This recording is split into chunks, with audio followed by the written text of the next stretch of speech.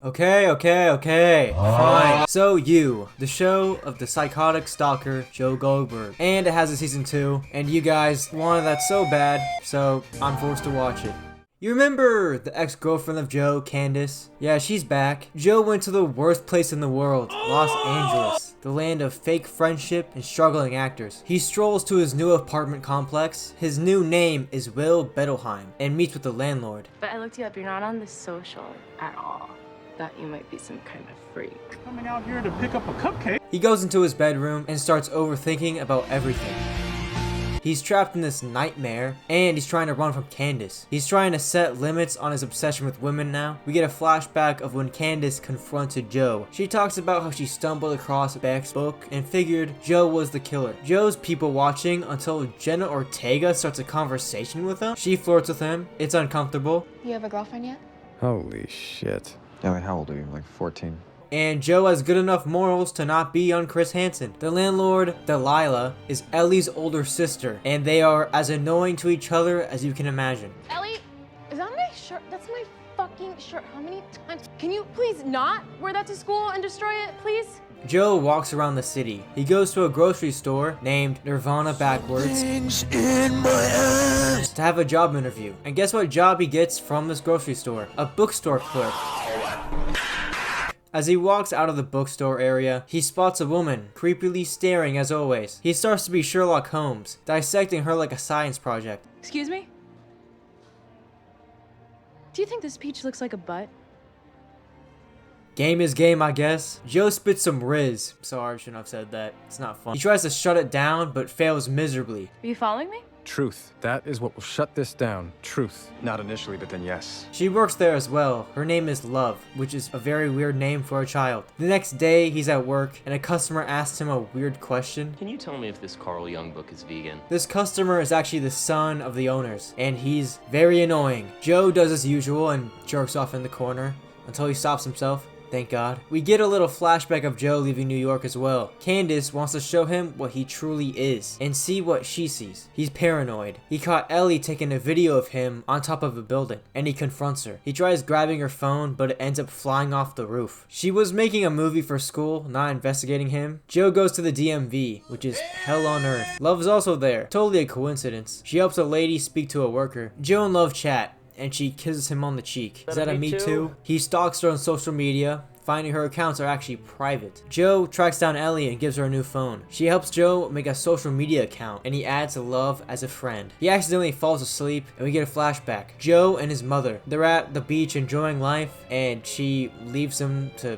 do something. Joe got a major sunburn, and Love accepted his friend request. But Love's relationship status is married. Love comes over to help Joe's sunburn, and she insults Joe's food taste. She takes Joe to get food. Damn, that was good. She wants him to take a perfect bite of food. They sit at the top of a hill and eat while listening to music. Bruh, I'm so lonely, oh my.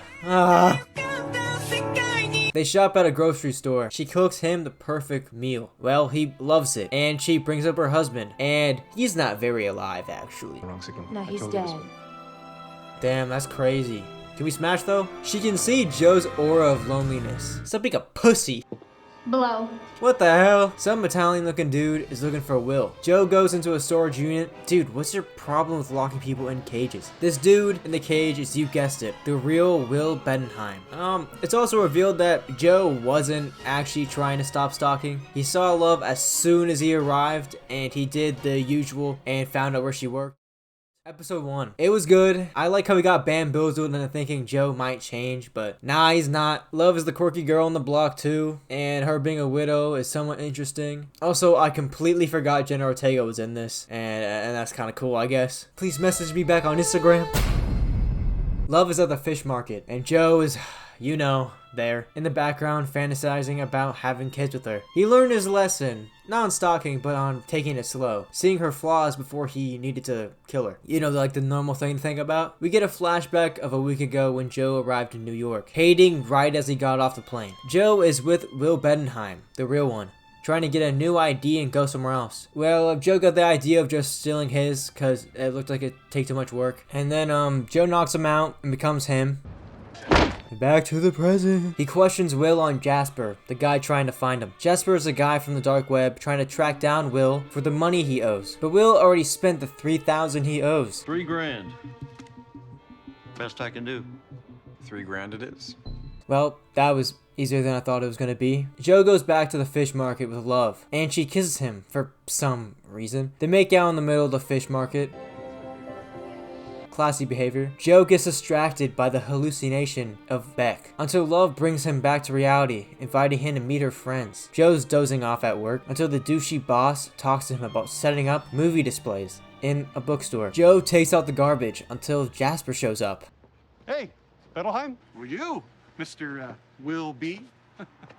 Girl at your apartment said you worked here? He's an oddly friendly guy. Also, remember how I said it was $3 grand? Nah, it's 50,000. Jasper gets a grip on Joe's arm and slams it onto a barrel, cutting off his pinky fingertip. What are you doing? Ouch. He's using it as blackmail to get rest of the money. Joe goes back to Will, demanding answers, but Will is off his meds, so he's being more hysterical than usual. They found me and it's over and you exposed us to now that... Will gave him a code word for someone who owes him 50,000. A little bit convenient, but oh well. Joe has to cancel lunch with Love's friends, but he stops by watching them. He did the social media stalking thing he's done every season. Love thinks he's avoiding her, since he kind of is. Joe goes to a party where the guy wanted to meet for the money, and he sees the guy from the airport again, Henderson, the comedian. He bumps into Delilah, and she starts yapping about a story she's trying to cover. I've been up for 2 days chasing that whole Jared Padalecki thing, but he's been laying low, so kind of detoured here to find this hairstylist, Keto. Word has it, you can come. Like, shut up. Henderson comes over to talk to Delilah, and he tells Joe about a doctor for his finger. Joe follows some guy down the stairs to see Rufus, 50K guy. Wait, is that the guy from the Lab Rats? That's crazy. Anyway, Joe got pills instead of money, and Will is very bipolar, which explains a lot. Love comes over to Joe's place. Apparently, Joe's boss, 40, is Love's brother. Joe freaks out after seeing Beck in the corner of the room. Love leaves. Run away. Please, no. Stop. You get... Stop. Please stop. Just stop. And then Beck starts talking to Joe. Joe meets with Jasper in the storage unit and admits he isn't Will. But he doesn't care and tries to kill Joe. But Joe defends himself, killing Jasper. As he wraps up the body, Beck appears again, accusing Joe of doing his usual psychotic behavior. Joe got his finger fixed, and then he cut up the body, grinding it up. He also visits Love's place, apologizing for how he acted. He tells her about how he hurt the last person he was in a relationship with, leaving the killing part of course out. They agree to start out as friends. Love gives the idea of burning a picture of Beck to set him free. Delilah apologizes to Joe for lashing out at him. She tells him that Henderson assaulted her when she was underage. She tells Joe to stay away from her and Ellie. We end the episode with Joe burning a picture of Beck and having a hole in the wall for Joe's secret collection like before. Episode 2. I did not expect Jasper to be that nice. He acted like he was that one guy from Deadpool, Ted, I think. The foreshadowing is crazy too. I guess you'll find that soon enough. Joe and Love are friends now. Yeah, that's not sexual at all. She gave him a cupcake as a gift. Here to pick up a cupcake? Joe's in his room watching the British Bake Off, and he's kind of watching it with Love, just not like the same room. For some reason, Will is playing hangman with Joe. It's low-key, weirdly wholesome. Love gives Joe another cupcake. Bro, he's gonna get fat. 40 makes things uncomfortable. He talks about this crappy movie idea and invites Joe to an improv show, which sounds like fun. The improv show has a special guest, Henderson. Afterward, 40 tries to talk to Henderson and is not let through, but Ellie's there. Joe tries to tell her not to talk to Henderson because, you know, that weird thing he did to her sister, but Ellie is looking for an internship. Oh my god, you're so kind, you're so protective, you're like my dad. Stop. Everybody wants to fuck the 15-year-old. She just called out half of Hollywood right there. Anyway, Joe gives Will some takeout food. Will actually met a girl online from the Philippines. Yeah, you're getting scammed, buddy. Yeah, Joe gets no cupcake this time. Joe's in the doghouse. I mean, Joe, if she's giving you stuff and you're not giving anything back, like, what do you think's gonna happen? Anyways, 40 low-key threatens Joe, but he states that Love and him are just friends. If you were to hurt my sister, I could make life very difficult for you. Ellie and Delilah argue, and she finds out Ellie was with Henderson. Joe is brought into the mix. Delilah yells at Joe to stay away. Joe actually puts spyware on Ellie's phone that he bought her, to help protect her, I guess. Joe sets up a date for him and Love, and she suddenly just kisses him, and he rejects her. Dude. I'm sorry. I am so sorry. I did not mean for this to be romantic. Why?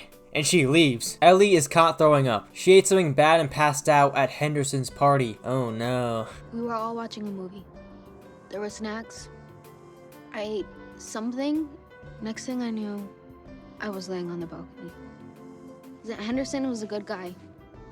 Did he? Joe visits Will. He wants to know how to hack Henderson. Joe tries to friend an old buddy of Henderson as well. He pretends to be some improv guy and gets an invite to, you guessed it, a party at Henderson's place. 40's there too, trying to pitch a movie to Henderson. Joe is searching through Henderson's room until he comes across a laptop. 40's embarrassing himself, being drunk, swinging a knife, talking about his movie idea that no one cares about, and Joe tries to get him out of there. Henderson actually helps out, shutting down the party to help 40 feel better about leaving. 40 is at Joe's place. Love comes over to help out, and Joe and Love talk on the balcony. Love talks about how 40 got traumatized at a young age, foreshadowing, leaving him a bit broken. They end up making out, and then they sleep together.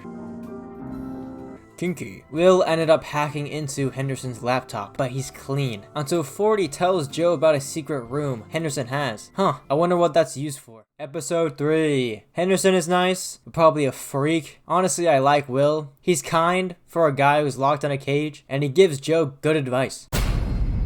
We get a flashback of Joe's family. His dad is pretty abusive. You need help.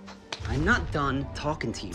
And then Joe wakes up. He was getting head until 40 called. Which, dude, what the heck, man? Come on. Ellie gets yelled at by Delilah. She stopped hanging out with Henderson. Well, actually, that was a lie. She got rid of the spyware on her phone. And Joe overhears this, and now he feels the need to actually check their conversations. They've been talking even more than usual. He's here to meet a 13-year-old boy. Will and Joe talk, and Joe brings up letting him out. He wants Will to disable the security cameras of Henderson's, and he does just that. Joe sneaks into Henderson's house and finds a secret lair in a room with a mattress, handcuffs, and a tripod. Joe finds the photos of the girls, and he mails the evidence to Delilah anonymously. He meets with Love and her friends for brunch. It's all great, guys, but it's not gonna work because, hello, it's past life trauma. Always. Wait, that wasn't a joke? Who unironically says that? 40 suddenly shows up. Love didn't invite him. He called her out for lying to his face. Love is constantly checking her phone. You could say that Love and 40 are a bit codependent. Delilah and some dude hook up, and she tells him about Henderson's photos. This dude is a cop. He wants to help take down Henderson. We get another traumatizing flashback of Joe's. His mom left him at the grocery store to hook up with some businessman. That's crazy, dude. How bad of a mother can you be to do that? Joe wakes up alone. Love is cutting 40's hair in the living room, and Joe agrees to help 40 with a film project. Ellie is going to Henderson's tonight. Delilah is jumping the vending machine. They both talk about the photos, and the cops can't do anything since Henderson isn't in them. Uh-oh. Joe, you made a mistake. Joe and 40 work on the script for the crap movie, and Joe rushes to get out of there. While Joe is strolling to Henderson's, Love calls him, saying that he should have told her that 40 was going to some music festival, and that she has to go find him. Ellie convinced Hendy, which is short for Henderson, to watch her short film. And then Henderson put drugs in her drink. Nice one. Yeah, woo! That's a joke, by the way. And when she passed out, Joe tied up Henderson and locked him up in his dungeon. We call that a bamboozle. Joe is wearing Henderson's face. He gets the confession he wanted from him, until Henderson says he's dumb, ugly, and a bit gay, and then Joe tears off his mask. A fight breaks out, until Henderson falls down the stairs, breaking his neck. Ellie wakes up, confused, and walks out of the house. Joe bleaches and cleans up the mess he made in that creep's room. As Joe thinks he's safe, Delilah's cop friend pulls Joe over. About to get caught, Joe gives him Henderson's limited edition headphones, and the cop lets him go. Joe takes a chance and lets Will out of the storage prison. Episode 4 was great. Henderson is gone. Honestly, I wish he went to prison instead of like dying out of nowhere, but oh well. Will's being wholesome. He's cool. Joe has to meet Love's parents. Her parents are weird, just like Love, but you know, more snobby. They're also renewing their wedding vows, which is pretty neat. 40 is trying not to have a panic attack about Henderson's death. It is now believed that he self-checked out. Joe looked up her parents on social media, like usual. Meanwhile, Ellie finds Henderson's perv pictures in Delilah's room, and Delilah reveals what happened to her. Ellie doesn't accept it, since she knows such a different side to him. She doesn't believe her, since her photo isn't even in there. Joe is indeed doing well with Love's parents, until 40 introduces his new girlfriend. Dun, dun, dun. Candace shows up. Her new name is Amy. We finally get a flashback of what Joe actually did to her. He tied her up, took her to the woods, and knocked her unconscious when she tried to escape. That sucks. Present day Joe questions Candace about how she found him. Remember that time 40 was drunk at Henderson's party? Yeah, there was a viral video of that, and guess who was in the background? Candace is there to protect Love and her family from Joe. The next day, everyone gathers at this weird hippie ritual thing that involves them standing in a circle, stating a goal, and getting a hug. For Candace, the hug comes from Joe, which is very comforting for her. She flashes back to when Joe buried her alive and had to claw her way out. It's crazy she's able to take a hug from Joe.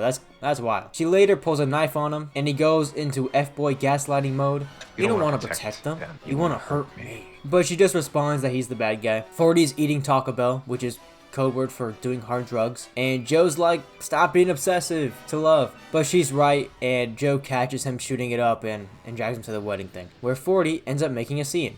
Need a smoke.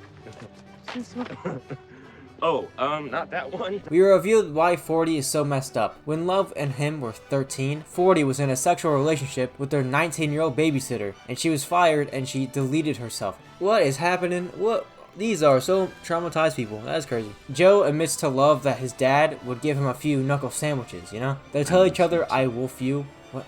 That's a dumb phrase. Ellie wants to burn the photos of the victim of Henderson. She believes Delilah about him being a creep. They flush the photos down the toilet. We learn that Candace tried to report Joe when she was buried alive, but the police didn't do anything, which is why she's after Joe. 40 is now making a different movie. He's adapting a book written by Beck. Yes, the one in which Joe framed the therapist. Also, the police now believe that Henderson was murdered. Episode 5 was great. A lot of background information that was needed, and everything that is playing out is very interesting. The season so far is better than season 1, in my very correct, right opinion.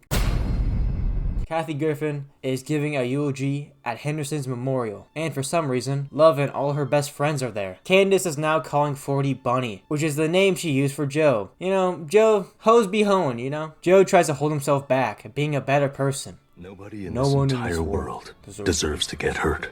Love's friend Gabe announces that he spotted the coveted third totem, pointing to the two women wearing the same dress. What are you talking about? Love explains they have a theory that LA has 7 totems, and once you find all of them, you're officially an Angelino, and you can never leave. Joe, run! Number 1. A rollerblader and booty shorts. Number 2, police helicopter. 3, 2 starlets wearing the same dress. 4, a pack of coyotes. 5, a dog in a stroller. 6, an off-brand superhero out of context. And lastly, 7, a palm tree on fire. Joe is understandably disgusted at the thought of being stuck in LA forever, and he's at the memorial of the man he killed, so he doesn't feel too great knowing that the police know it's a murder and are trying harder since it's a celebrity. The next day, Joe follows Candace down the street until he sees a man in a dumbass Robin costume pass him. He then sees a cop and stops following. Joe spends time with Ellie, and these are like the only times Joe's an actual good person, similar to the last season with Paco. He stops by Delilah's apartment, where she freaks out after burning her hand. Joe and Delilah have a K-drama moment. Is that better? Treat me like white teeth, don't get me dirty. While stalking Candace's Airbnb, Joe sees the cop again. As he's skedaddled, he spots a police helicopter. He's back at the store, where he sees a lady in booty shorts rollerblading. No, it's happening! Love is upset that he's late, and he confronts her about the cop. The cop is actually her family's private detective. She hired it to look into Amy. Joe tells her to stop investigating her, since it might lead back to him. Joe goes to Candace's place, ready to tie her up and get rid of her for good, until he gets beaten and tied up by another woman. Meanwhile, Candace sneaks into Joe's apartment, only to find Love sitting at his kitchen table with dirt on her. She tries to tell Love that Joe isn't who he says he is, and what he did to Beck, but Love's not buying it. Then, Candace shows her a photo. Joe is freed after telling this strange lady that he was there for a pre-arranged BDSM fantasy. Weird, but it works. He returns home to find Love baking cinnamon rolls. As he takes a bite, he gags, and she reveals that she used salt instead of sugar. She confronts Joe about his fake identity, and he comes clean about his identity and everything that's been happening. Love wants to break things off, which is fair enough. Joe's heartbroken. As he's walking home, he passes a dog in a stroller and decided to love Love from a distance. He visits Delilah, who is working on the Henderson takedown. It's not doing too hot. Joe helps calm her down, and they make out. I want to fuck you. there. He goes to get a donut and thinks how he needs to get out of town until he sees a burning palm tree. Joe decides not to fight it anymore and decides to stay a little longer. Episode 6 was great. Another hookup of Joe's. He's wrecking up 2 types of bodies, am I right? Yeah, Love's gonna find out he killed people. She might be freaked out by that, I don't know. After hooking up with Delilah, Joe tries to figure out how to win Love back. But when he is spying on her, he sees her hooking up with someone else. Back at the store, the new guy and Love are getting gross, while Joe is getting cucked from afar. 40 informs Joe that Milo Warrington, the guy who looks like Hemsworth, is Love's late husband's James' friend. Damn, that was a mouthful. Who spread his ashes in the Himalayas.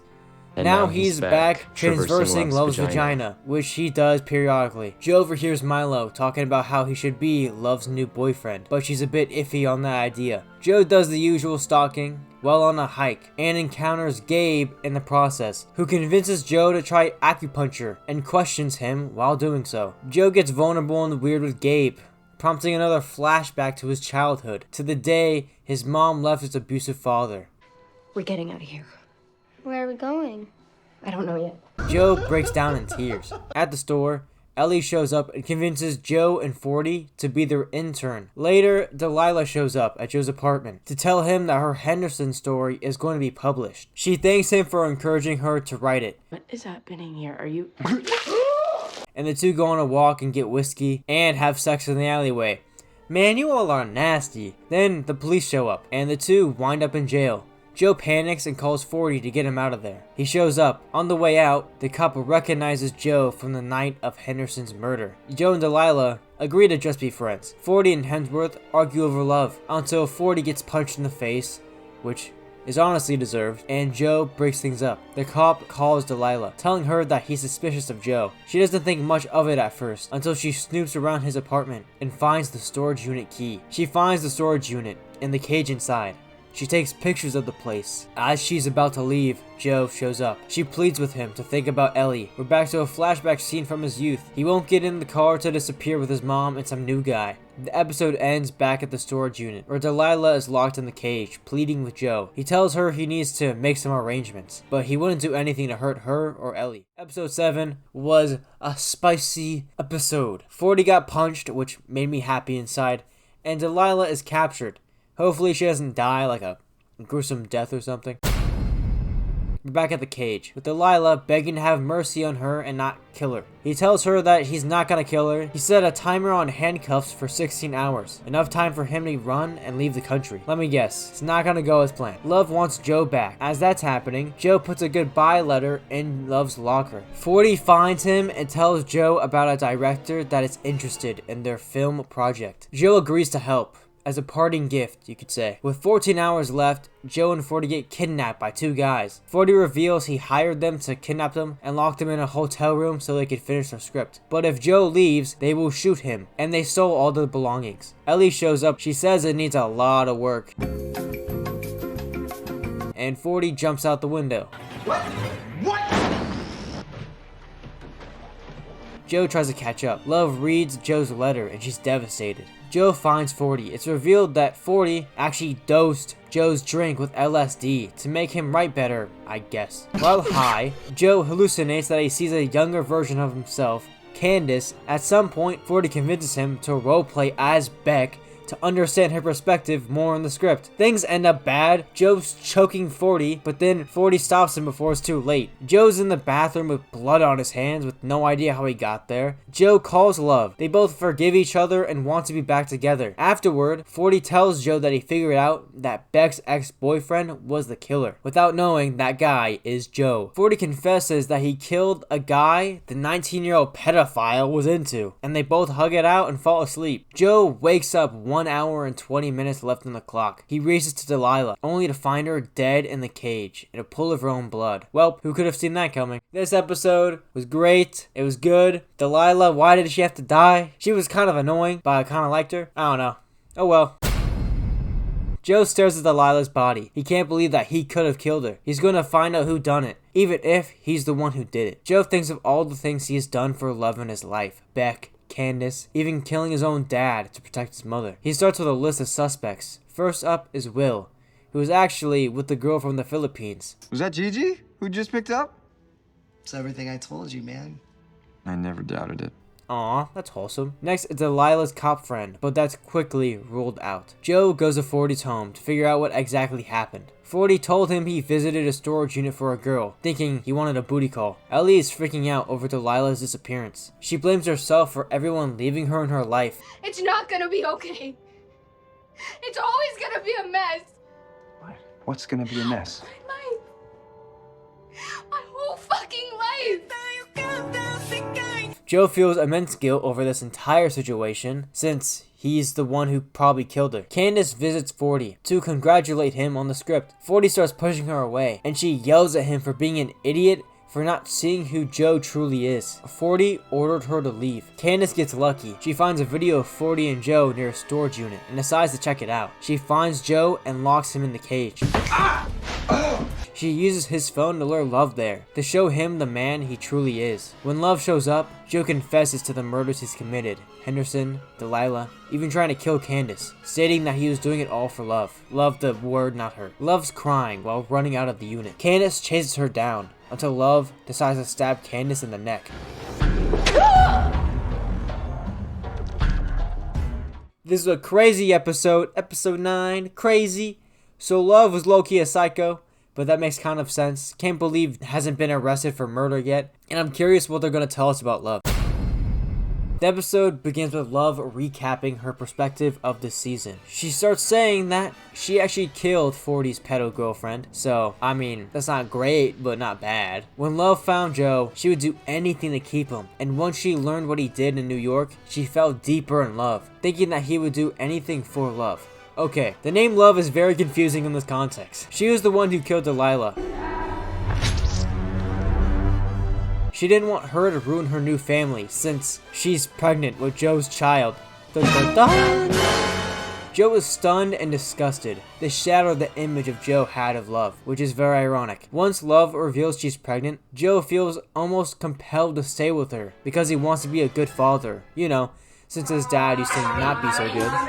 40 takes a trip to New York, talking to Dr. Nikki. He learns that Candace was right. Joe's a killer. 40 confronts Joe at the store, with Love there as well. He also admits that he knows Love is also nuts. What the fuck is wrong with you? You would bring a child into this world like us? That is just your shitty self-esteem talking. No, you are just as broken as I am. You're just a much better liar. Jesus. 40's there to actually kill Joe, until Delilah's cop friend arrives and shoots him. We end the episode with Joe seeing his new neighbor, in which he seems very interested in. This season was awesome. It had twists and turns I did not expect.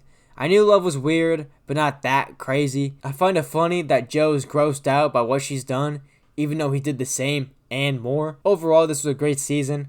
Hopefully you enjoyed it with me. Please recommend me more shows or movies to review, and stop spamming me with just recommending me you. I don't want this channel to just be about you.